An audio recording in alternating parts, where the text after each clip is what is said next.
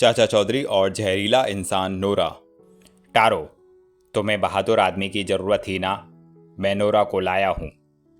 वह बहादुर है या नहीं अभी पता चल जाता है। मैदान में भूखे शेर को छोड़ो, मुकाबला होगा।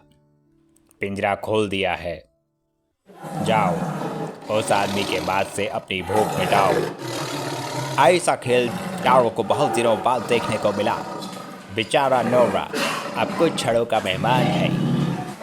शेर नोरा के ऊपर धावा बोल देता है। नोरा शेर के अंदर अपने नाखून घुसा देता है। टारो, तुम्हारा शेर मर गया, मेरा नोरा विजयी रहा। अचंभा, सिर्फ खरोच मात्र आने से शेर मर गया? नोरा मामूली इंसान नहीं है। इसकी रगों में खून की जगह जहर दौड़ता है। इसके नाखून की खरोच से शेर के जिस्म में जहर चला गया और वह मर गया। यह अजीबोगरीब बात है। ऐसे इंसान के बारे में पहले ना सुना है ना देखा है। नोरा एक सपेरे के घर पैदा हुआ था। वह खिलौनों की बजाय सांपों से खेलता था। एक बार उसे जहरीले सांप ने काट लिया। हैं? जिस सांप ने मेरे बेटे को डसा वह मर गया? उस दिन से बाप ने नोरा को दूध की जगह सांप का जहर पिलाना शुरू कर दिया। कुछ दिनों में माँ बाप चल बसे।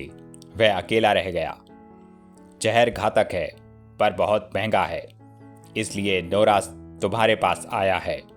वह भूखा है और सिर्फ जहर पर निर्भर है। वह मेरे पास है तो नोरा तुम्हारे लिए जान दे देगा। हमने तुम्हें महंगी चीज दी है, इसलिए तुम्हें हमारे काम आना है। बैठो, हमें बैंक लूटने जाना है। आजकल बैंकों की सिक्योरिटी कड़ी कर दी गई है, वहां नोरा काम आएगा। चाचा जी, कोई चुटकुला सुनाइए, बोरियत दूर हो।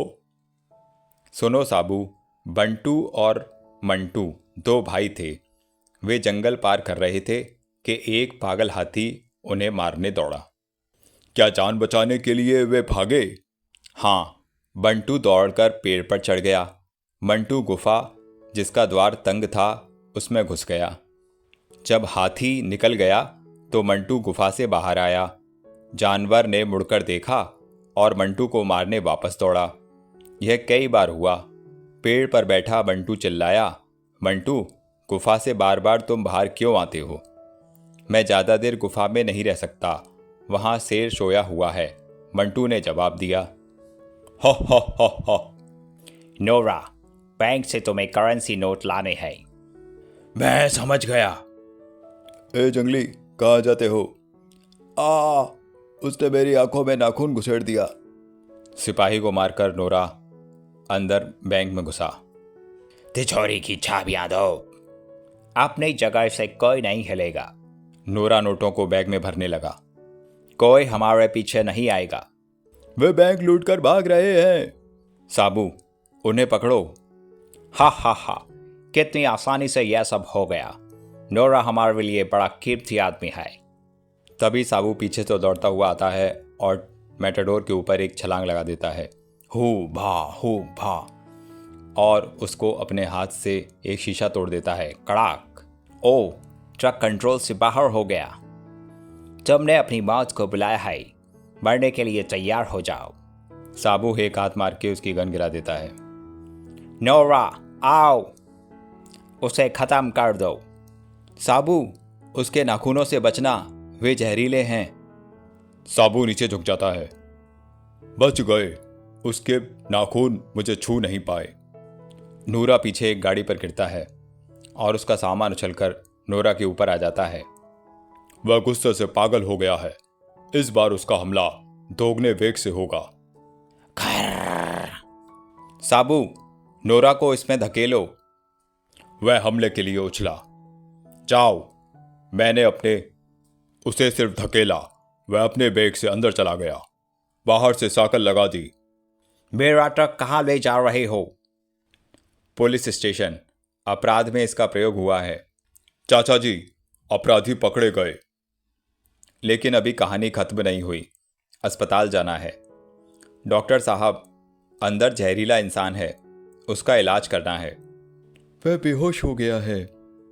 इसी हालत में उसका इलाज शुरू कर दीजिए। होश आने पर वह हिंसा पर उतर आएगा। मरीज के शरीर से सारा जहर निकालकर उसकी जगह नया खून भरना होगा।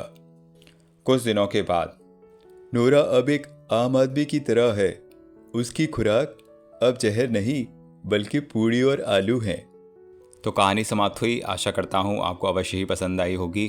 तो यदि आपने चैनल को सब्सक्राइब नहीं किया है तो प्लीज़ चैनल को सब्सक्राइब करें और वीडियो को लाइक करें, शेयर करें, अपने फ्रेंड्स रिलेटिव्स को बताएं ताकि वे भी चाचा चौधरी की ओरिजिनल कहानियाँ सुन सकें।